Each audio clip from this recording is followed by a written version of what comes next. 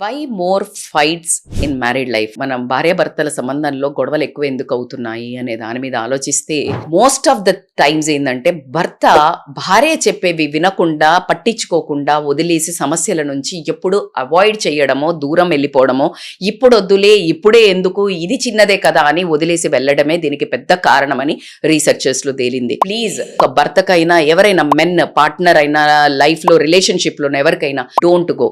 మీరు ఎప్పుడైతే అలా వెళ్ళడం మొదలు పెట్టారో ఆ మనిషి చాలా అంటే అన్హర్డ్గా ఎప్పుడైతే పెయిన్ ఫీల్ అవుతుందో, తను చాలా లోన్లీగా ఫీల్ అయిపోయి మీరు అవాయిడ్ చేస్తున్నాము వదిలి చేసుకున్నాము అనుకుంటూ పోతే అది ప్రతి ఒక సమస్య పైలప్ అయి ఒక రోజు అది పెద్ద బాంబ్ బ్లాస్ట్ అవుతుంది.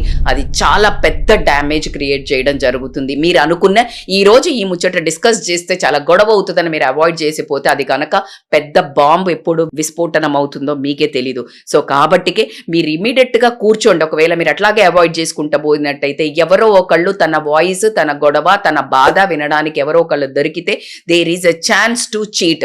మీరు ఫిజికల్ గా అవైలబుల్ ఉన్నా కూడా ఎమోషనల్ గా అవైలబుల్ లేకపోయినట్టయితే గనక అది చాలా పెద్ద ప్రాబ్లమ్స్ ని తీసుకురావడానికి అవకాశం ఉంది.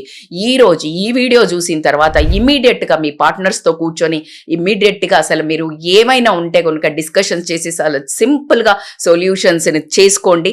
అది ముందు పెద్ద ప్రాబ్లమ్స్ నుంచి మిమ్మల్ని కాపాడడం జరుగుతుంది. ఇప్పటి వరకు మిమ్మల్ని ఎవరైనా ఇలా అవాయిడ్ చేసి మీ మాట విననట్టయితే వాళ్ళకి ఈ వీడియో షేర్ చేయండి. ఇంకా అవేర్నెస్ కోసము keep inspiring others and share this video. Thank you so much.